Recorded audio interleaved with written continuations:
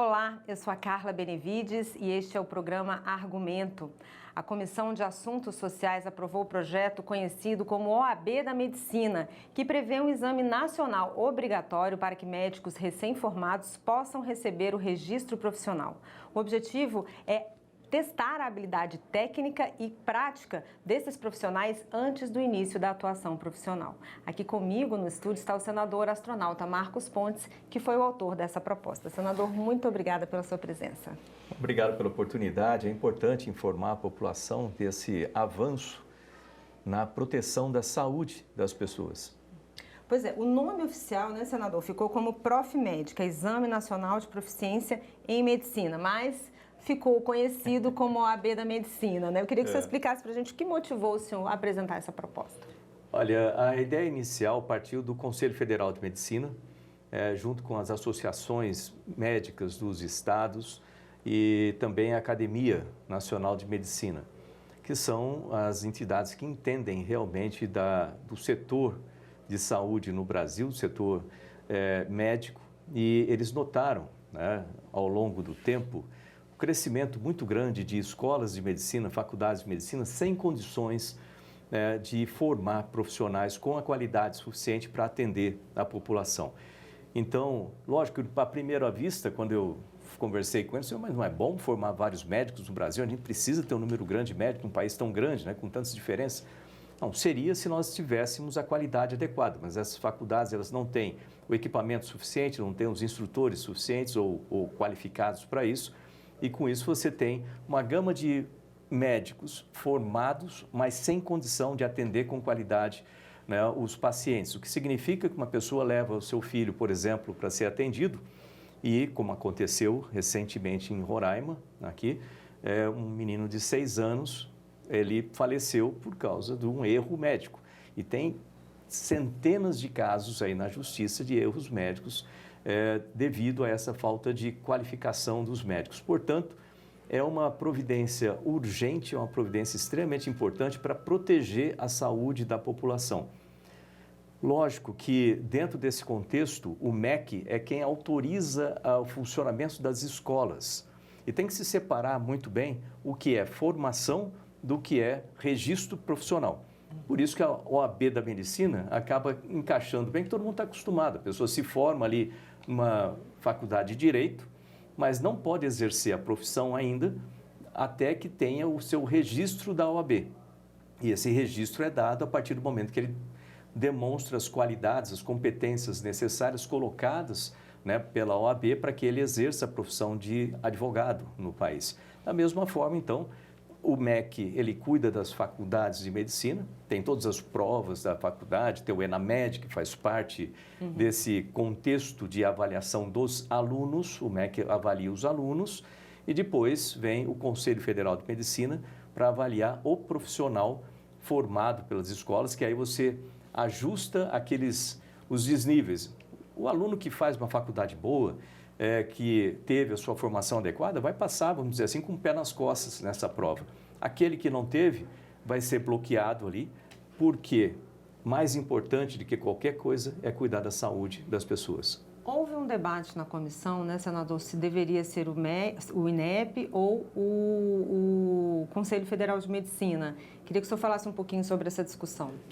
Olha, o que eu notei é que as pessoas que são contrárias, deixa eu começar com um ponto aqui importante, que é o seguinte, os votos aqui dos parlamentares, ou ele é a favor desse exame, ou ele é contra um exame para proteger a população. Então, aqueles que votam a favor, estão votando a favor de proteger a saúde da população. Aqueles que votam contra, estão votando contra proteger a saúde da população e pelas motivações que eles tiverem, mas existe por trás, obviamente, dessas faculdades todo um interesse comercial muito grande, então se tornou um negócio muito lucrativo fazer escolas de medicina sem qualidade e, com isso, formando profissionais sem qualidade. Então, eu vou deixar aí para a população pensar e raciocinar sobre o que eu acabei de falar, né, a respeito dos seus parlamentares, quem votam contra e quem vota a favor.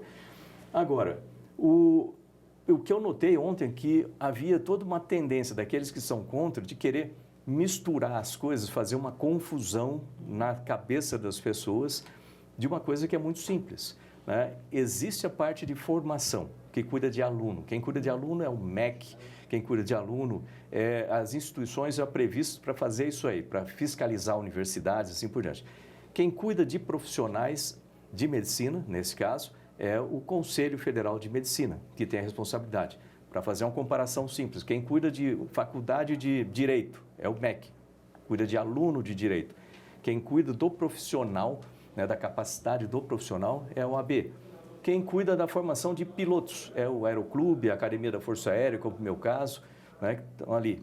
Quem cuida da certificação de pilotos. Quando você entra dentro de um avião ali, você espera que o seu piloto que está levando a sua família e outras 200 pessoas tenha qualificação suficiente para voar esse avião nas condições normais, condição de emergência, condição de tempo bom, tempo ruim, o que seja. Esse profissional ele tem que ter uma certificação feita pela ANAC, pela Agência Nacional de Aviação Civil, e a certificação tem profissionais extremamente gabaritados para avaliar se aquele profissional, aquele piloto tem condições de voar esse avião e carregar a vida de todas essas pessoas.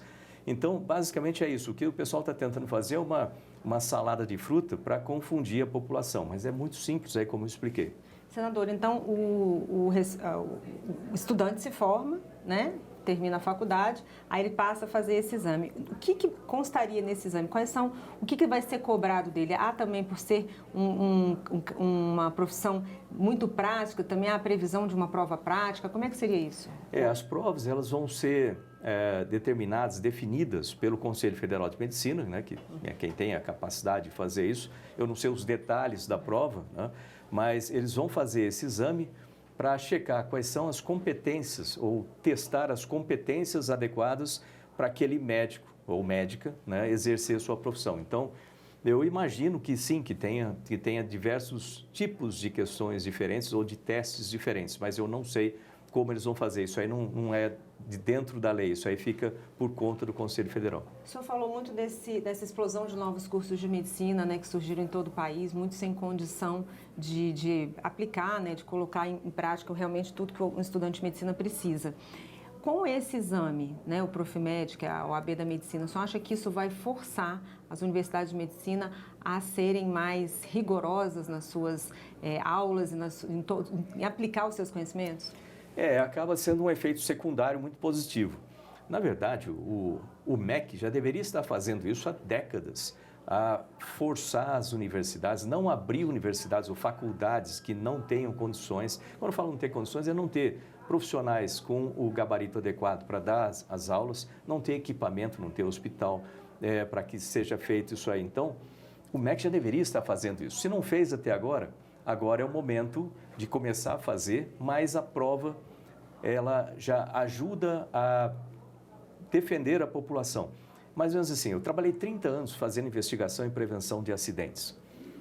Um acidente, geralmente o pessoal pergunta, qual foi a causa do acidente? Não pergunta isso? Não existe causa do acidente, o que existe são fatores contribuintes que alinhados levaram aquele acidente. Se você tirar um fator contribuinte daquele, o acidente não acontece. Então, colocar essa prova é como tirar um desses fatores contribuintes que podem levar à perda de uma pessoa. Por exemplo, eu perdi um amigo meu em São Paulo por um erro médico também. Certamente, se houvesse essa prova, aquele médico ele não estaria lá, né, fazendo esse erro. Então, é um bloqueio, né, para evitar que acidentes aconteçam com as pessoas. Agora, fora isso aí, você vai ter que cuidar depois, né, quando eu falo você, falando o MEC, vai ter que cuidar dessas universidades, ter uma pressão muito grande em cima dessas universidades para que elas tenham. Se não tiver condição, elimina essa faculdade. Agora, naturalmente, aqueles que não conseguem passar na prova, vão começar, essa notícia vai espalhar. Então, o cara fez a faculdade A, por exemplo, e na faculdade A você tem um nível de aprovação de 10%, na faculdade C, aqui tem um nível de aprovação de 95%, onde você vai colocar seu filho? Né? Vou colocar um dia, ter um resultado melhor. Então, certamente isso vai ajudar a reduzir o número de universidades ruins ou faculdades ruins aqui no Brasil. Senador, como é que está a tramitação da proposta? Foi aprovada na Comissão de Assuntos Sociais, quais são os próximos passos? E, sendo aprovada e sancionada, a partir de quando ela se torna lei? Ela foi aprovada na Comissão de Assuntos Sociais em forma terminativa. Terminativa significa que vai direto para a Câmara dos Deputados, para análise na Câmara. Agora, eu ouvi que o pessoal do contra, vamos chamar assim, aqueles que são contra a defesa da saúde da população, estão tentando que seja levado a plenário para ver mais discussões, para ver mais confusão e, quem sabe, não consigam derrubar e deixar a saúde como está. O que eles propõem é algo absurdo, mais ou menos como o seguinte: vamos consertar primeiro todo o sistema de educação e depois a gente põe uma prova, quando não precisa mais dela, porque se está consertado, né, não precisa mais dessa prova, que é um bloqueio. É mais ou menos, se colocar na linguagem de piloto, é mais ou menos o seguinte: você está cruzando o Oceano Atlântico com um avião com 300 pessoas a bordo, né, e a sua família está ali dentro. E aí um dos dois motores pega fogo. Né? O que essa prova está falando, aciona o extintor de incêndio daquele motor para abafar o fogo enquanto está em voo, e depois você pousa e troca o motor, você vai ter que trocar o motor. O que eles estão propondo é: vamos esperar pousar e trocar o motor primeiro, depois a gente aciona o extintor de incêndio, que é um absurdo fazer isso aí mesmo, porque esse avião pode explodir no meio do caminho, pegando fogo na asa e assim por diante. É mais ou menos essa ideia que eles estão tentando adiar aqui, essa tramitação para que tenha plenário e tudo mais, né, e tentar bloquear ali. Eu acho um absurdo esse tipo de coisa. A gente está aqui para defender a população, defender a saúde da população. Então, é bom que a população preste muita atenção nos parlamentares que estão na sua defesa, realmente, aqueles que estão aí com outro interesse qualquer. Então, é importante que a gente tenha esse aí muito claro. Mas sancionada a lei, ela entra em prática imediatamente ou ela tem um tempo de adaptação? Como que... Sim. Não. Então, passado aqui no Senado, vai para a Câmara, tem a tramitação na Câmara. Aprovada lá, se houver mudança, volta para o Senado, para que tenha feito uma nova rodada aqui, né, para terminar isso aí. Depois vai para a sanção do presidente, e aí ela passa a valer.